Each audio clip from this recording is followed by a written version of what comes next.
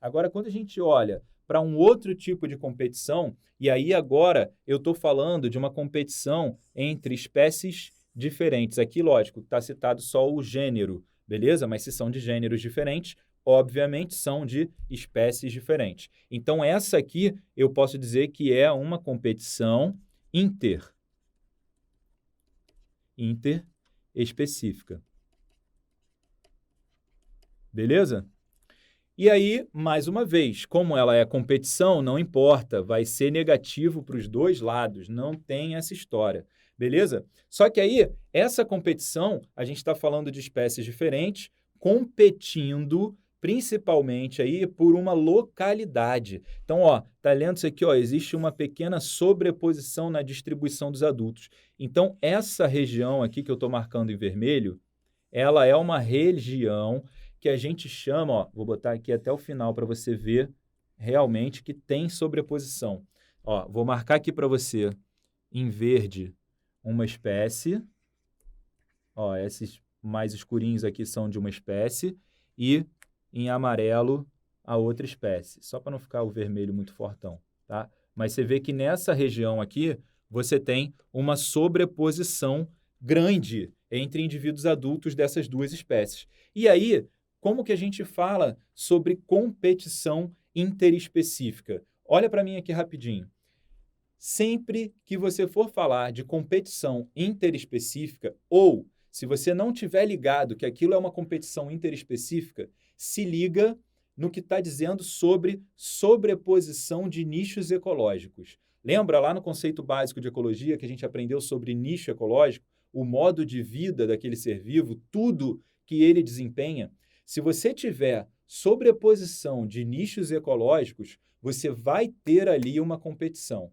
Tá? Pode não ser uma competição completa, total por tudo, por todos os fatores daquele ambiente, né? Mas vai haver alguma competição. Porque se você tem sobreposição de nicho ecológico, você vai ter sobreposição de local, por exemplo, aonde eles vão habitar, você vai ter sobreposição provavelmente na alimentação, você vai ter alguma guerra ali sobre pelos recursos que estão disponíveis, tá? Então, se você ouvir, se você ler ali na sua prova alguma coisa falando de sobreposição de nichos ecológicos, já se liga que pode vir ali uma questãozinha ou pode ter alguma coisa relacionada à competição interespecífica, espécies diferentes competindo, beleza? E dá uma olhada aí no slide então, para você entender um pouquinho melhor como é que funciona isso. Bom, esse exemplo aqui também é um exemplo bem clássico, tá? De competição interespecífica,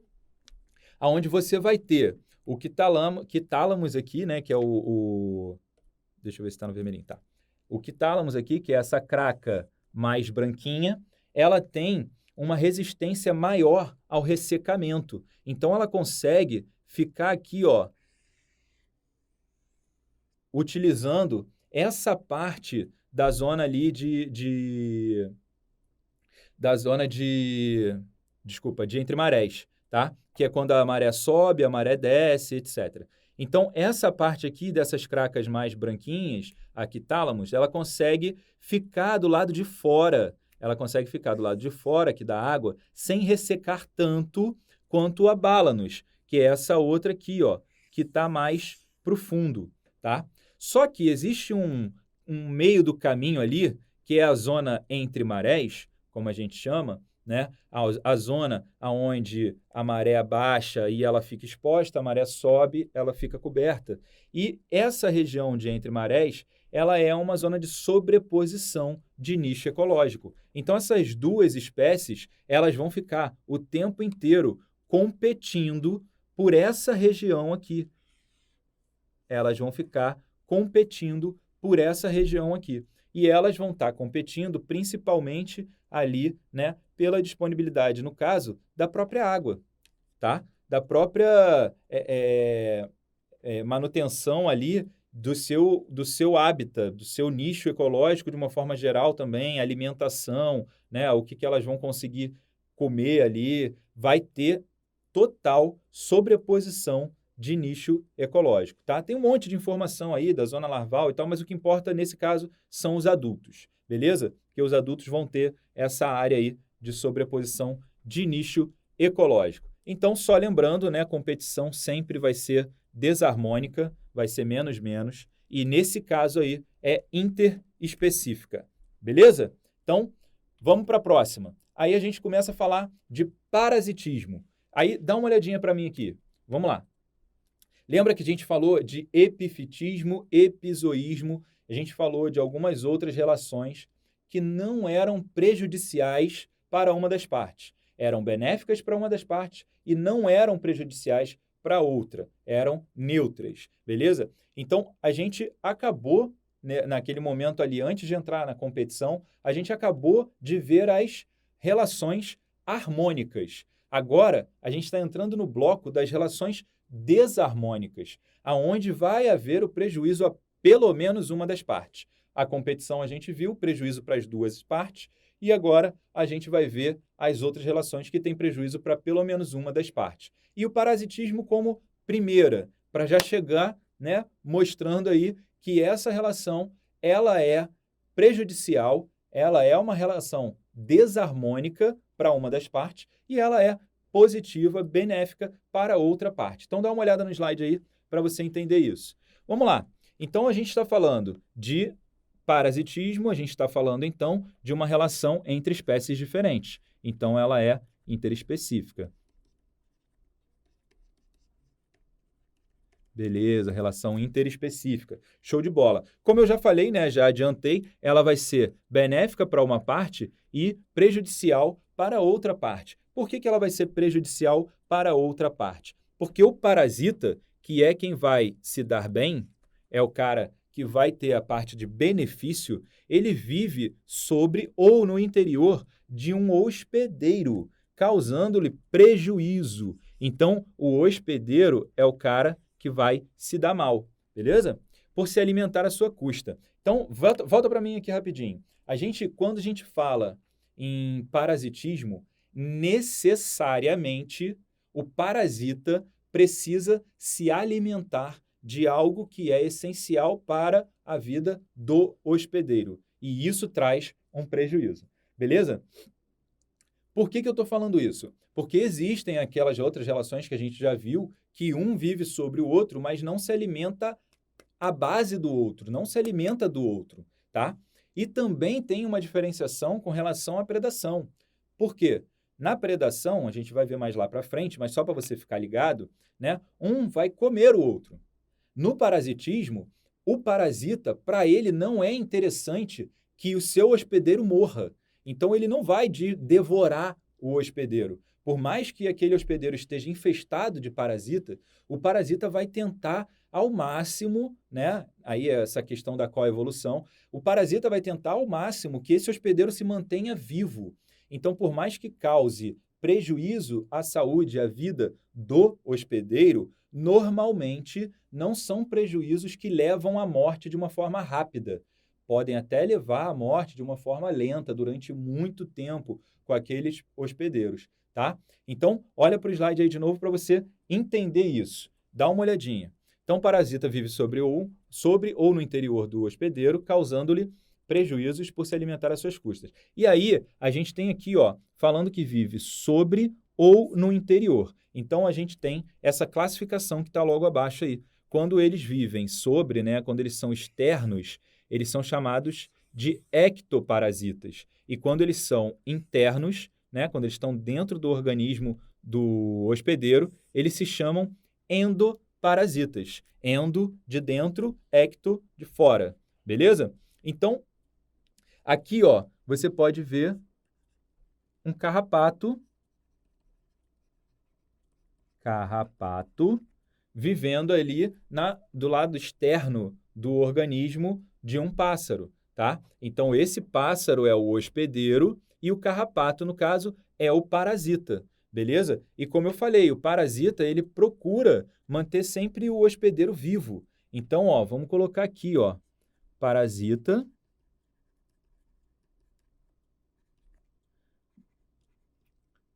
quer manter o hospedeiro vivo. Beleza? E aí, essa relação que eu estou falando para vocês agora do carrapato, então ele é um ectoparasita. Ele está fora do organismo do pássaro. Beleza, mas a gente tem aqui também, ó, um outro parasita, que é uma tênia, né? E essa tênia, ela já fica o quê? Dentro do organismo, tá? Tanto do porco quanto do ser humano. E aí a gente tem lá a tênia vivendo dentro do organismo de um outro mamífero e ela é um endoparasita. Então, exemplo aqui, né, de ectoparasita é o carrapato, exemplo de endoparasita, ficou parecendo que é ecto de novo. Interno, endoparasita, a tênia. Beleza? Ainda existem, né, a questões parasitismo dentro das plantas. A gente estava falando antes de epifitismo e epizoísmo. Aqui no parasitismo não tem essa diferenciação de nome, é parasita. Se aproveita né, das substâncias, do sangue, da seiva, de alguma coisa do hospedeiro, é um parasita, tá? Então eu vou botar aqui, ó, em outra cor, vou botar em verdinho, vou abrir uma caixinha aqui para a gente escrever uma outra informação importante, que é o seguinte: quando essa aqui, ó, nessa relação aqui, a gente tem alguns tipos de cipó, alguns tipos de planta que elas entram nos galhos, no casco das outras árvores e se utilizam, sugam diretamente a seiva bruta ou a seiva elaborada, tá? Quando a gente estiver falando de seiva bruta, a gente vai estar chamando esse parasita de hemiparasita. Hemiparasita.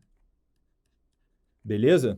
Quando a gente falar que ele utiliza a seiva elaborada, a gente vai estar falando de holoparasita.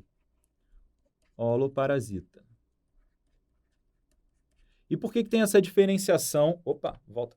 Por que tem essa diferenciação de nome, né? Porque olha aqui para mim rapidinho.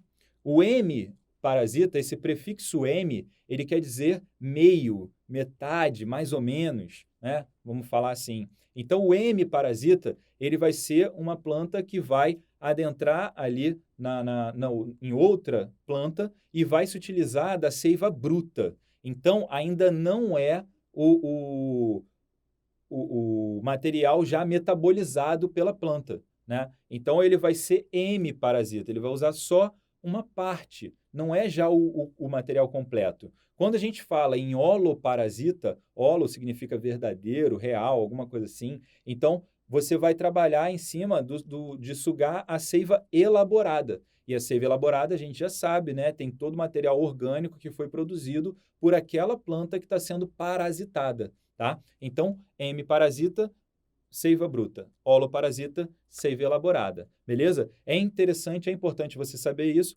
porque numa questão, por exemplo, pode surgir esse termo sem falar que é uma relação de parasitismo e tal. Pode só surgir falando que uma planta é hemiparasita de outra árvore da floresta amazônica, sei lá o quê.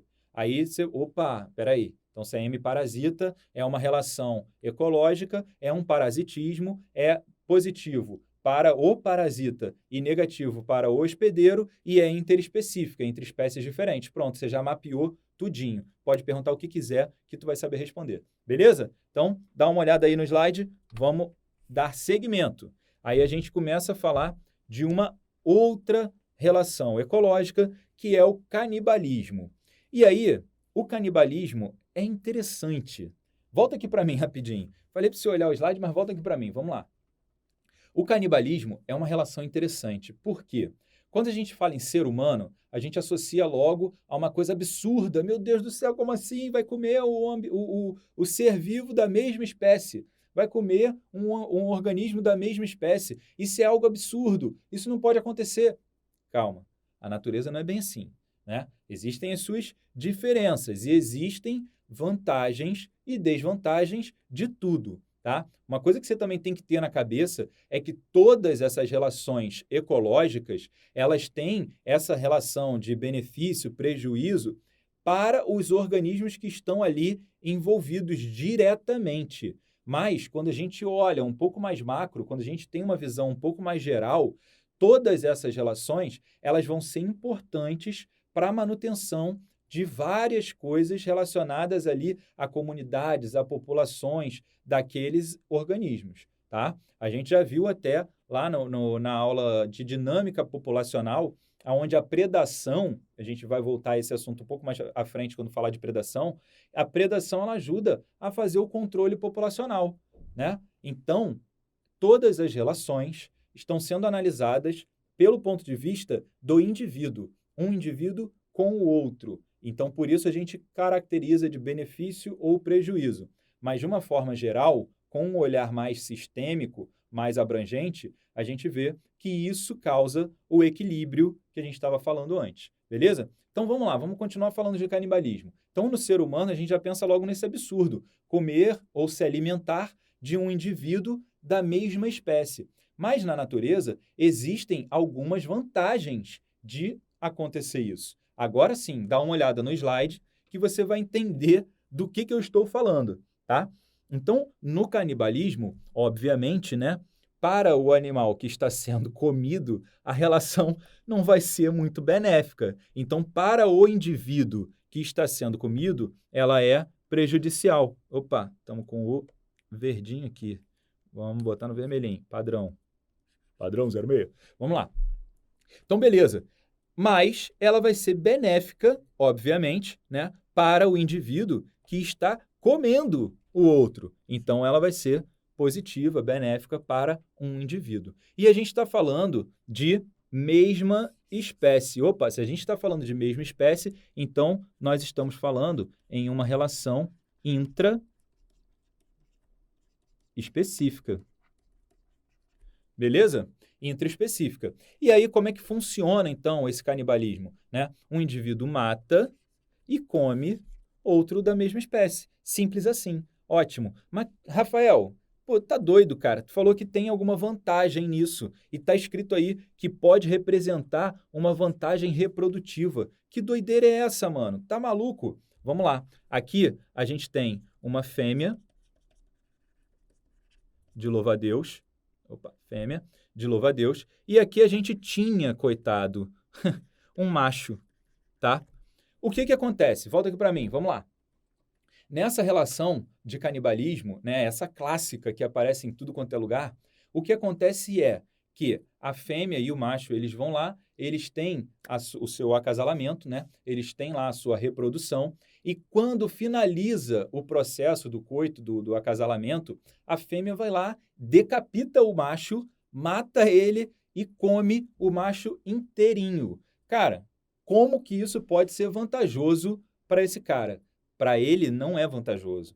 Para o indivíduo macho que foi comido, é uma relação prejudicial, desarmônica, mas pode representar uma vantagem reprodutiva para esse casal, vamos dizer assim, né? E a perpetuação da espécie. Então, a gente pode até citar aí, né, um livro que é chamado Gene Egoísta, que fala, que tira um pouco esse olhar do indivíduo ou da espécie e passa a olhar a genética, os genes. Então, qual é a ideia dos genes se perpetuarem ao longo da história evolutiva, tá? Então, nesse caso, é um caso clássico disso, aonde o próprio indivíduo está perdendo a sua vida para ter um maior sucesso reprodutivo. Por quê? Porque provavelmente esse macho ele iria morrer depois de um tempo, né? Não necessariamente ali, logo, imediatamente, mas ele vai morrer. Tá, ótimo. Essa fêmea, ela precisa do máximo de substâncias possível, do máximo de recursos possível, do máximo de comida possível para poder ter um bom desempenho ali daquela gestação e poder ter um organismo forte para desenvolver os seus filhotes e dar continuidade à espécie, dar continuidade aos genes, tanto dela quanto daquele macho que acasalaram ali. Então, em teoria, pode representar uma vantagem reprodutiva para aquele macho que foi comido, porque ele conseguiu perpetuar os genes dele para as futuras gerações. Beleza? Então, essa é a ideia. Mais uma vez falando, quando a gente olha uma visão mais macro, mais sistêmica, você vê que existem as suas vantagens. Mas sempre que estiver falando de relação ecológica, você tem que se ligar nos organismos que estão interagindo diretamente na relação. Então, nessa relação, ela é desarmônica, ela é positiva para a fêmea, do louva-a-Deus, e ela é negativa para o macho que foi decapitado e comido, coitadinho. Beleza? Dá uma olhada para o slide aí, vamos continuar. Então vamos lá. Passando para a próxima, a gente vai falar agora da predação. Cara, e na predação a gente vai ter muita coisa boa para falar, muita coisa para a gente explorar aí, beleza? Então vamos já pensar direto. Predação, né? Se não é canibalismo, não é entre indivíduos da mesma espécie, então a gente já está falando aqui de indivíduos de espécies diferentes. Então a gente está falando de uma relação interespecífica. Beleza? Então, estamos falando de uma relação interespecífica onde uma espécie chamada de predadora mata e come indivíduos da outra espécie, que é chamada de presa. Obviamente, para a espécie predadora, para a espécie que vai caçar, que vai predar, que vai se alimentar, é uma relação positiva. Para a espécie que se torna presa, para a espécie que vai ser comida, coitadinha, vai se tornar uma relação negativa. Então, é uma relação desarmônica.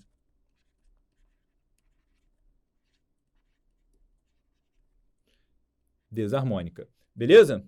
Mas vamos lá, vamos continuar. Por quê? Porque a gente tem que entender que não é só isso, não é simples assim. A evolução não deixou de lado a questão da predação. A evolução, né, também tem a sua pressão evolutiva aí em cima da predação. E aí a gente vê também uma outra questão positiva quando a gente olha de um olhar maior para a predação, que é a regulação da densidade populacional das presas. Eu já falei sobre isso, né, lá na aula de densidade populacional, a gente já falou sobre isso agora há pouco tempo também, mas simplificando a história, o que, que acontece? Olha para mim aqui, rapidinho, vamos lá.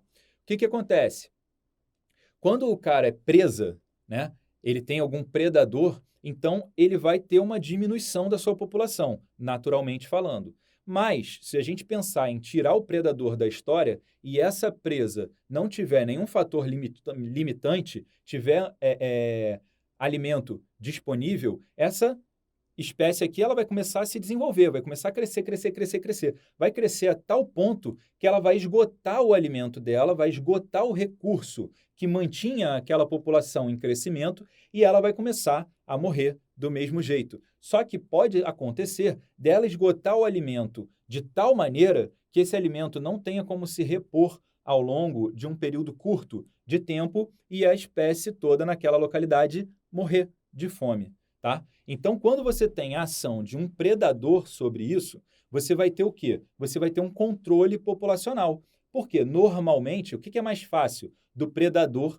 conseguir pegar? A presa que está super saudável, marrentona lá, malandrona, correndo pra caramba, ou o indivíduo que já está mais velho, ou o indivíduo que já está doente, indivíduo que está com algum problema que não consegue acompanhar o grupo. Obviamente que esse indivíduo vai ser predado primeiro. Então, já acontece aí um primeiro controle populacional, beleza? E isso é importante para a manutenção desse equilíbrio que eu estava falando. Então, quando a gente viu lá a densidade populacional, a gente viu que existe um gráfico que mostra a variação de presa versus predador em quantidade, né? Conforme cresce a quantidade das presas, aumenta também a quantidade dos predadores, porque eles também se reproduzem, também conseguem ter mais recursos disponíveis no ambiente. E aí, quando eles aumentam demais, eles comem muito as suas presas, que diminuem, e eles acabam morrendo também, e assim vai sucessivamente. Beleza? Beleza? Então vamos continuar aí, vamos no slide. Então é uma relação interespecífica, é uma relação desarmônica e tem essa desvantagem para quem está sendo comido, né? Mas quando a gente olha com um olhar maior, a gente vê que tem vantagens populacionais envolvidas. Só que aí existe uma outra questão, que existem adaptações à predação. Ou seja, existem adaptações que os organismos desenvolveram ao longo da evolução para diminuir a possibilidade de serem predados. Então, a gente já tem aqui nesse primeiro slide, logo de cara, a camuflagem ou coloração críptica. É a mesma coisa, tá? Você pode encontrar tanto com o termo camuflagem quanto com o termo coloração críptica. E o que isso significa? Cara, esse lagartinho aqui, olha que maneiro. Ele é igualzinho à folha na árvore onde ele vive. Então, ele fica muito bem camuflado, ele fica muito bem escondido. Isso diminui, obviamente, a possibilidade dele ser predado, ok? É lógico que uma vez ou outra ele vai continuar sendo predado, mas existe aí essa adaptação à predação. E aqui do outro lado, a gente pode ver um anfíbio, né? Um sapo, que é um cara também que tem, os anfíbios, eles têm muito essa questão dessas adaptações à predação.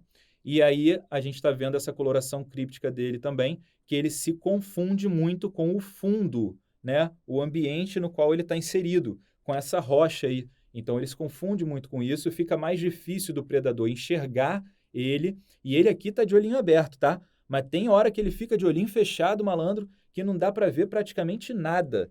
É difícil de encontrar esse cara, tá? Então isso são adaptações à predação.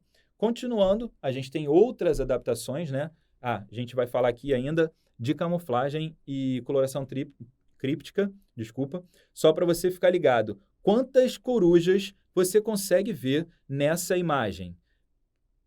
Pronto, acabou o tempo. Ó, aqui tem uma, aqui tem outra, aqui tem outra. Eu não consigo ver mais. Provavelmente tem, tá? Fica ligado que provavelmente tem, só que a gente não está conseguindo ver. E isso aí é um exemplo clássico, maravilhoso da beleza da biologia. Brincadeira, vamos voltar. Então, é um exemplo clássico de adaptação à predação, beleza? Camuflagem, coloração críptica. Vamos adiante. Outra adaptação muito maneira para a predação, né, é a questão do mimetismo. Aí, olha para mim aqui rapidinho, vamos lá. O mimetismo é diferente do que a gente estava vendo da camuflagem, é quando um organismo ele se assemelha a outro organismo. Na camuflagem, o organismo ele se assemelha ao ambiente no qual ele está inserido, né? Então, a gente viu lá o lagartinho muito parecido com as folhas, né, do ambiente no qual ele está inserido. Óbvio que a gente está falando de um vegetal, mas a ideia ali é que ele está se camuflando ao ambiente, tá? Não necessariamente porque é o vegetal, é onde ele está inserido, beleza? O sapinho lá na rocha, a mesma coisa, as corujas muito parecidas com aquela estrutura montanhosa ali, com aquelas rochas que elas estavam inseridas. Então, você está vendo ali na camuflagem, desculpa, a adaptação, tá, de um organismo, de um ser vivo, de um animal, se parecendo muito com o ambiente no qual ele está inserido. Quando a gente fala em mimetismo, a gente vai estar falando de aproximação, tá? Imitação mesmo, a gente pode dizer assim, de um animal a outro. Então, é um animal parecido com o outro. E por que um animal iria querer parecer com o outro? Principalmente porque, ao longo da evolução, esse outro animal ele pode ter alguma coisa que faz com que os predadores não o comam com tanta frequência. Então, dá uma olhadinha agora no slide que você vai entender o que eu estou querendo dizer com isso, tá? Então, aqui a gente está vendo o mimetismo batesiano, tá? Que é quando um animal, no caso esse aqui, se aproxima do padrão, principalmente, né, do padrão de cores de outro animal, no caso esse aqui. São duas cobras, né? Só que uma é a coral verdadeira, essa aqui é a verdadeira. E essa aqui é a coral falsa, ou falsa coral. E aí eu te pergunto, a falsa coral, ela está se aproveitando de uma condição que é o fato da coral verdadeira ser extremamente venenosa. E os predadores da coral verdadeira sabem disso, porque ao longo da evolução, conforme eles iam lá e tentavam predar uma coral verdadeira, tomava ali uma mordida e ficava mal pra caramba depois de um tempo, beleza? A falsa coral, ela imita ela faz um mimetismo batesiano com a coral verdadeira. Para quê? Para tentar diminuir a quantidade, a proporção que ela é predada. Beleza? Ficou entendido isso? Então, volta aqui para mim agora rapidinho. Então, quando a gente está falando de mimetismo, seja ele batesiano ou o próximo que eu vou explicar para você, a gente está falando dessa aproximação de um organismo com outro organismo, porque esse outro organismo tem alguma característica que diminui a sua predação no ambiente natural. Beleza? Então, dá uma olhadinha no slide agora que a gente vai ver o outro tipo de mimetismo, que é o mimetismo milleriano, tá? Milleriano, aqui tem até um acentinho aqui. Por que é chamado diferente? Não é mais o batesiano, agora é o milleriano. Porque agora a gente está falando de uma convergência adaptativa. Então, nós estamos falando aqui de uma abelha, né? Aqui, ó, é uma abelha e aqui é uma vespa. Ou ao contrário. É ao contrário. Mas, bom, você entendeu. É uma abelha e uma vespa, tá? A ideia aqui é a seguinte: elas não têm o mesmo ancestral comum e não são parecidas porque têm o mesmo ancestral comum. Na verdade, elas evoluíram, né, da mesma forma. Foi como se fosse a mesma estratégia evolutiva de adaptação à predação que dois grupos tiveram, independentes um do outro. Então, a gente chama isso, ó, um grupo veio daqui, o outro grupo veio de lá, mas elas convergiram adaptativamente falando, é uma convergência adaptativa. E qual é essa convergência adaptativa? É exatamente de ter esse corpo com esse padrão de amarelo e preto. E isso faz o quê? Vem para mim aqui agora que você vai entender. O que acontece? Quando você tem um padrão na natureza que de alguma forma indica algum tipo de perigo, indica algum tipo de prejuízo para o predador que vai tentar pegar aquele animal. Se existe um padrão, os predadores eles vão associando aquele padrão a algo negativo. Então, quanto mais vezes o predador se encontrar com aquele padrão e aquele padrão o fizer mal, de alguma maneira, mais rápido os predadores vão entender que, opa, é melhor eu não brincar com essa galera aqui não, porque essa galera aqui é mais tensa, entendeu? Então, nesse caso, a vespa e a abelha, elas são de origens diferentes, elas tiveram essa convergência adaptativa. Por quê? Porque na natureza, sempre que um predador olha e vê preto e amarelo listradinho no abdômen, ele já fica bolado. Ele já fala, pô, acho que eu não vou nesse aqui não. Vou tentar pegar um ali que seja todo pretinho ou um todo amarelinho, entendeu? A ideia é que aquele padrão, ele se estabelece, ele se dissemina tanto num local que é mais rápido a associação dos predadores de que aquele padrão é negativo para eles, para a predação. Vai ser mais difícil, vai ser doloroso ou alguma coisa assim.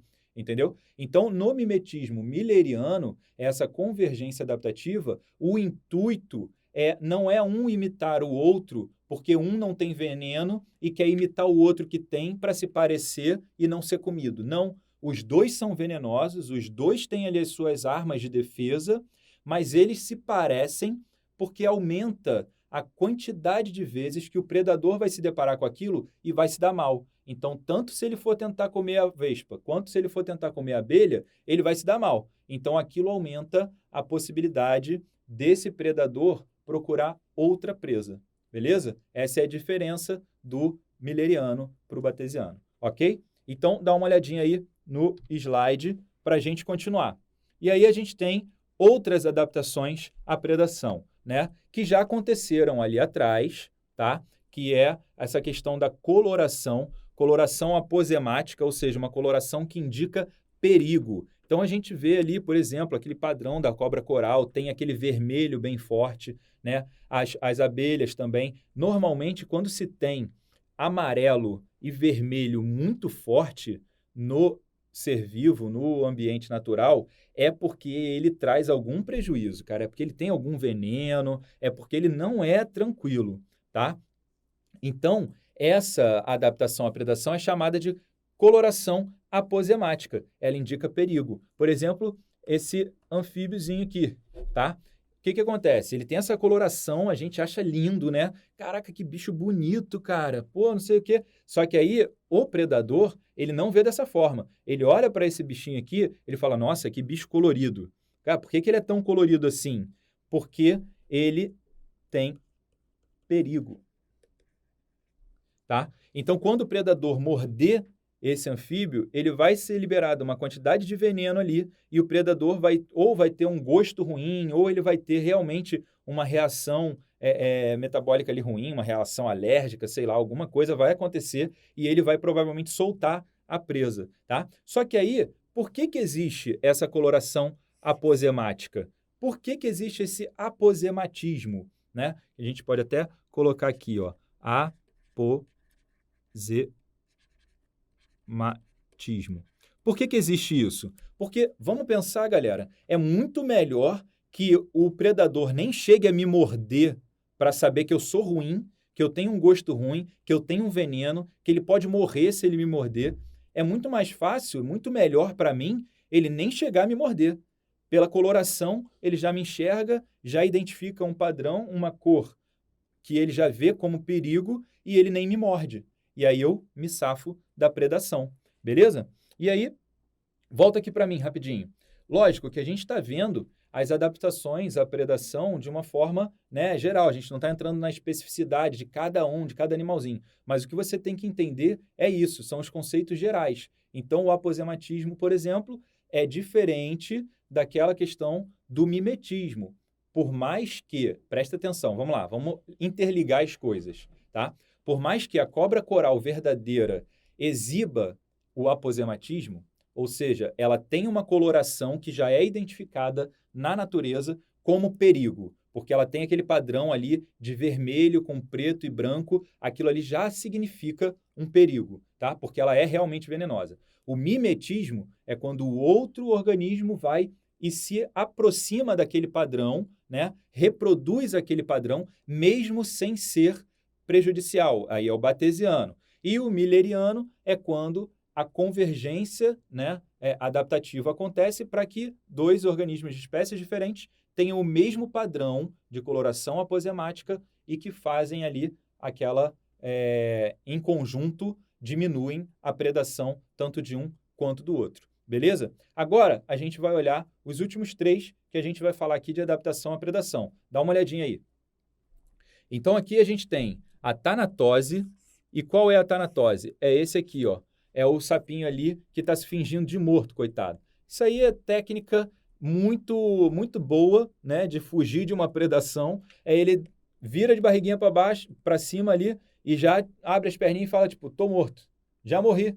Você não vai me predar, não vai, né? Pode comer. E aí, algumas vezes, quando ele faz esse tipo de movimento, o predador perde o estímulo que estava guiando ele para a predação. Então, acaba que ele não consegue mais encontrar o bicho, ou então ele não vai se alimentar daquele bicho, porque já está morto. Porque, na natureza, alguns predadores, eles não se alimentam do que já estava morto, tá? Então, eles vão caçar algo vivo. Então, na tanatose, a ideia dos animais que fazem tanatose é mostrar para o predador que eles já estão mortos. Então, eles já podem estar podres, já podem estar em processo de decomposição, podem trazer alguma doença para esse predador. O predador vai lá e não preda ele, vai buscar um outro animal que esteja vivo, beleza? A outra estratégia que a gente vai ver aqui, ó, é a autotomia, né? Que é essa aqui, também desse lagarto. O que é essa autotomia? Volta aqui para mim rapidinho. Cara, essa aí é clássica de quem já brincou, ou já viu, já tentou pegar lagartixa, né? A lagartixa, se tu consegue pegar ela, ela solta o rabo fica se estribuchando todo lá na sua frente, na sua mão, e ela mete pé, vai embora. É exatamente esse comportamento, é a autotomia, tá? Essa adaptação à predação acontece por quê? Porque o rabo fica lá, ela tem um estímulo, né? Tem um plano de corte ali na cauda, que quando corta, a cauda fica tendo espasmos musculares. E isso atrai a atenção do predador. Nessa que atraiu a atenção do predador, a lagartixa ou o lagarto mete o pé, vai embora. Então ela consegue, beleza, o predador até consegue um pouquinho de carne ali, né? Um pouquinho de proteína, porque ele vai comer aquela cauda, mas o organismo principal conseguiu fugir. E depois ela desenvolve novamente aquela cauda ou não, ou só fecha a ferida e fica com uma caudazinha cotó ali, tá? Beleza, mas a ideia é essa. Dá uma olhada no slide aí, então, para a gente terminar essa parte de adaptação à predação. A gente tem também o comportamento deimático, que é o caso do baiacu, fazendo aqui, né, se inchando todo para parecer maior. É exatamente isso. O comportamento deimático é quando um animal se vê em perigo e ele tem alguma forma, né, alguma maneira ali, morfológica, fisiológica, de se inchar ou de parecer maior, de parecer um volume muito maior. E dependendo do tamanho do predador, ele nem consegue mais abocanhar o baiacu, por exemplo. Né? Dependendo do tamanho do peixe que ia tentar predá-lo, ele não consegue mais abrir a boca a ponto de abocanhar o baiacu, tá? Então, esse comportamento, ele também é extremamente importante para adaptação à predação, beleza? Agora volta para cá para a gente continuar. Vem lá. Então, o que acontece? A gente agora está chegando no finalzinho já dessa parte de relações ecológicas, tá? Mas a gente vai falar ainda de uma que também é importante e que também exibe algumas adaptações para evitá-la, tá? Então, dá uma olhadinha aí na próxima relação, nesse próximo slide aí. É a herbivoria, tá? A herbivoria nada mais é, galera, do que uma predação, mas é uma predação de um animal, né, em cima de um vegetal. Então, a gente mantendo aquele nosso padrão de, né, dizer que é uma predação aqui, só para você ficar ligado, é um tipo específico de predação. Obviamente, é uma relação interespecífica, beleza? E, como uma predação, ela vai ser positiva para quem está se alimentando, né? No caso aqui da nossa imagem, a vaquinha aqui, o boizinho, acho que é um boizinho, e vai ser negativa para o vegetal, né? Para o organismo produtor que está sendo devorado, tá? Então, seres herbívoros se alimentando de partes vivas da planta. E, normalmente, não é da planta inteira. Então, isso é importante, tá? Porque normalmente não é da planta inteira. Então, isso não destrói a planta como um todo, beleza? Mas as próprias plantas, elas também desenvolveram algumas adaptações, né, para evitar o herbivorismo. E aí, como vocês podem ver... Ah, não, desculpa. Já é outro slide. Então, assim, tem algumas adaptações das plantas para evitar o herbivorismo, normalmente relacionados a gosto, né, ao sabor muito amargo, sabor muito azedo, um sabor muito desagradável para algum tipo específico de ser vivo. Dá uma olhadinha para mim aqui. Quando a gente tem, né, esse processo de herbivoria, as plantas criaram algumas adaptações que podem ser específicas, tá? Então, se tem lá, por exemplo, o boi, a vaca, né, os bovinos de forma geral, se alimentam pastando um tipo de gramínea, pode ser que uma gramínea ou outra tenha desenvolvido um sabor tão desagradável para aqueles animais ruminantes que eles não vão devorá-la, vão preferir devorar uma outra grama que não tenha o sabor desagradável, que o sabor para eles seja bom, tá? Então, não é necessariamente veneno, nada disso. Pode ser só uma questão química que faça com que o sabor seja desagradável. A questão do tanino também é bastante desagradável. Frutas, né? Algumas frutas que têm um tanino muito forte, deixam aquele ressecamento na boca. Isso também pode ser encarado como uma adaptação à herbivoria, para diminuir a herbivoria. Beleza? E aí a gente vai para o próximo, dá uma olhada aí nesse próximo slide, onde a gente vai falar de amensalismo ou antibiose, tá? E por que tem esse nome? Você já vai entender logo que a gente começar essa explicação. Primeiro, a gente tem que pensar o quê? É entre espécies diferentes ou dentro da própria espécie? É entre espécies diferentes. Então, é interespecífica. Beleza? Se é interespecífica, são espécies diferentes tendo algum tipo de relação, vai ser positivo ou negativo, vai ser benéfico ou prejudicial para alguém, né? Então, do lado esquerdo aqui, a gente está vendo, né, o que a gente chama de maré vermelha. Está até aqui no cantinho, ó, mas dá para você ler. Maré vermelha. Quem são esses organismos envolvidos aqui na maré vermelha? Principalmente aqui, ó, são os dinoflagelados. Então, os dinoflagelados, que são organismos que vão liberar algumas substâncias na água, tá? Então, eles vão ter um benefício, que eu já vou falar qual é, mas eles vão liberar algumas substâncias na água que outros seres vivos vão se prejudicar, vão ter uma diminuição do seu crescimento, não vão conseguir se reproduzir com tanta velocidade, não vão conseguir sobreviver durante tanto tempo. Então, nessa relação aqui, o que vai acontecer? Os dinoflagelados, eles vão liberar substâncias na água, fazendo com que os outros seres vivos sejam prejudicados e eles consigam, com isso, né, ter maior disponibilidade de tanto do espaço, ocupar o espaço, quanto até a questão mesmo dos recursos ali, para poder se reproduzir muito mais do que os outros seres vivos.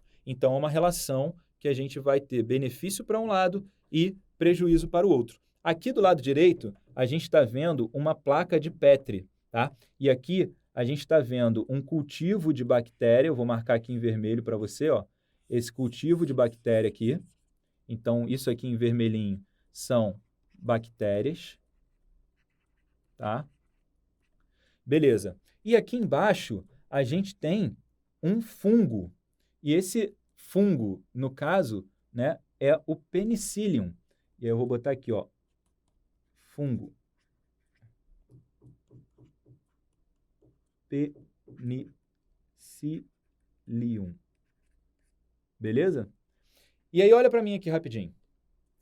Não é à toa que esse fungo é um fungo chamado de Penicillium e que você provavelmente já associou isso a uma outra coisa, que é chamada de penicilina, que é um antibiótico. Caraca, tá fazendo a ligação agora? É isso que acontece. Na antibiose ou amensalismo, o que acontece é que um organismo diminui ou inibe ou prejudica o crescimento, o desenvolvimento de outro organismo.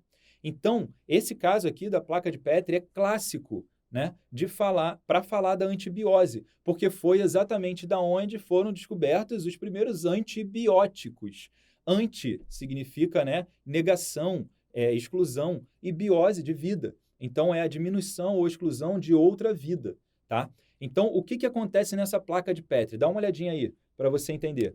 As bactérias foram semeadas na placa toda e foi colocado só aqui, provavelmente, tá? Um pouquinho, um pedacinho ali de uma cepa desse fungo Penicillium. Esse fungo Penicillium, ele produz uma substância, né? No caso aí que a gente conhece como penicilina, que ela inibe o crescimento bacteriano. E é por isso que nós utilizamos como antibiótico. Então, se você olhar aqui, ó, toda essa região que poderia estar de contato da bactéria com o penicillium, com o fungo, não entra em contato. Por quê? A liberação dessa substância que o penicillium faz, ela vai além do seu próprio corpo ali, vamos dizer, da sua própria estrutura, tá? Então, ele inibe o crescimento bacteriano ao redor dele. É exatamente isso que define a relação de antibiose. E é daí que vem o nome antibiótico. Beleza? E aí, olha aqui para mim, para a gente continuar. Aí entra essa questão que eu estou falando da antibiose, a gente está falando ali amensalismo, antibiose e tal, bactéria, fungo, beleza, mas isso também acontece em organismos maiores. Isso também acontece principalmente em plantas, em vegetais, tá? Que alguns vegetais, eles desenvolveram também esse mecanismo de antibiose e em volta da região aonde eles ocupam, não cresce nenhum outro tipo de vegetal. Então, não é raro você encontrar em alguns lugares, né, uma gramínea no solo e aonde tem uma árvore específica, em volta dela um halo só de terra. como se tivesse alguém tirado todas as plantas ali. Não, é a própria árvore, o próprio vegetal, que libera através ali das suas raízes substâncias antibióticas, ou seja, que diminuem o crescimento de outra vida e fazem ali essa relação de antibiose ou amensalismo. Beleza? Então, vamos lá, olha para o slide aí, que a gente está chegando no final das nossas relações ecológicas. E aí agora a gente vai falar do esclavagismo. O esclavagismo, ele é também uma relação relação entre espécies diferentes, né? Então, é uma relação interespecífica. Vamos lá, interespecífica. Beleza? E ele é uma relação também, esse esclavagismo, negativa para uma das partes. Então, a gente já sabe que ela é né, uma relação negativa para alguém e vai ser positiva para outra parte.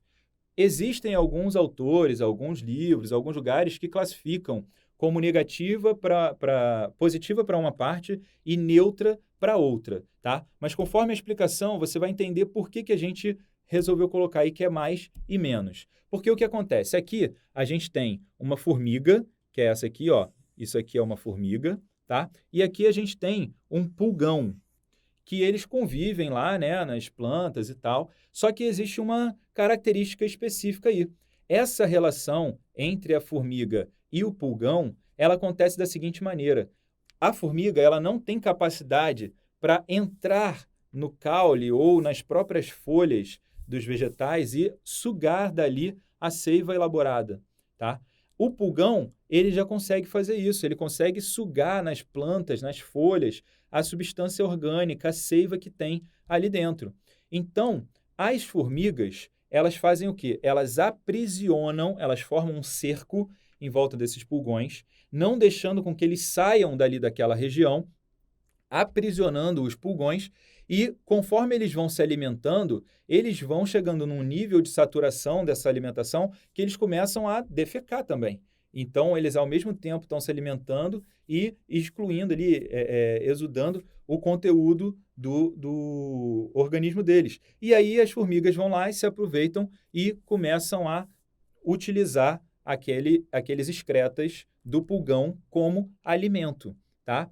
E por que o nome dessa relação é esclavagismo? Porque a gente está falando de praticamente um cárcere. A gente está falando praticamente de um organismo ser escravo do outro, tá? Então, é daí que vem esse termo de esclavagismo. Aqui do outro lado, a gente pode ver o outro exemplo, que é o seguinte. A gente tem um pássaro, né, nitidamente menor do que o filhote. Então, aqui a gente está falando de uma mãe pássaro, vamos botar aqui mãe pássaro, tá? E um filhote pássaro. E esse filhote pássaro, cara, tá gigantesco, né? Pelo amor de Deus. Olha aqui para mim rapidinho, vamos lá. O que acontece? Essa relação parece muito estranha quando a gente olha à primeira vista. Mas o que está acontecendo ali é que esse pássaro filhote, ele é um intruso no ninho, tá? A mãe dele, a passarinha mãe, foi lá e quando a mãe residente do ninho saiu para buscar alimento, a mãe desse pássaro maior foi lá e colocou os ovos naquele ninho e deixou ali e meteu o pé, foi embora, tá? Por quê? Porque quando esses ovos eclodem, né, os pintinhos lá, os passarinhos todos menorzinhos, os filhotinhos todos menorzinhos, eles vão começar a se desenvolver, só que a taxa de crescimento desse intruso é muito maior do que os outros filhotes. Só que para essa mãe que está alimentando ele nesse ninho, ela não sabe que ele é ou não é filhote dela.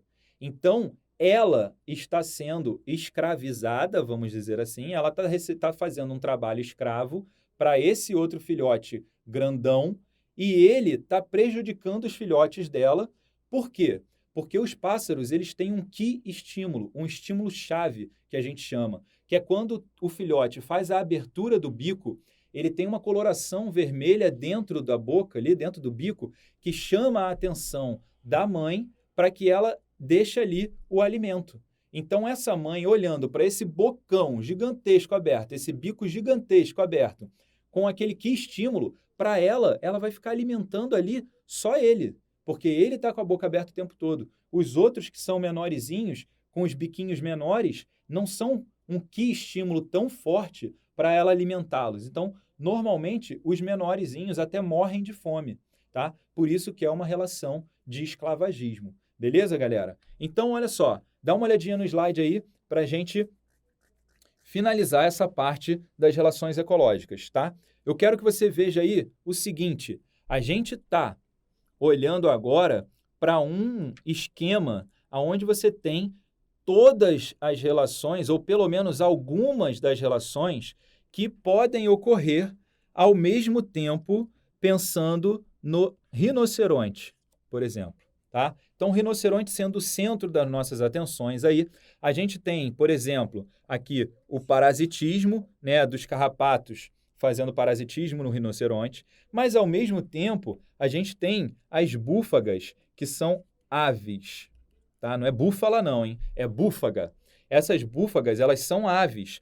E essas aves, elas também vão se alimentar aqui, ó, dos carrapatos. Então, ela vai fazer uma predação com relação ao carrapato, mas, ao mesmo tempo, como ela vai fazer a predação do carrapato que está parasitando o rinoceronte, ela é uma relação de protocooperação entre as búfagas e os rinocerontes, beleza?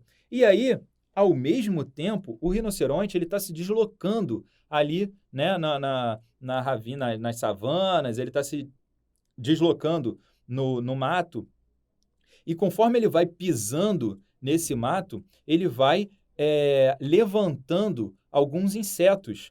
Ele vai matando alguns juvenis desses insetos, ele vai levantando esses insetos, expondo esses insetos à maior predação. Então, o que ele faz? Ele faz uma relação de amensalismo com esses insetos, porque depois que ele passa, os insetos ficam a descoberto. Mas esses insetos eles também vão ser predados pelas garças vaqueiras, que é um tipo de pássaro também, de ave que tem por lá. E aí, o que acontece? Acaba acontecendo um comensalismo entre o rinoceronte e a garça vaqueira.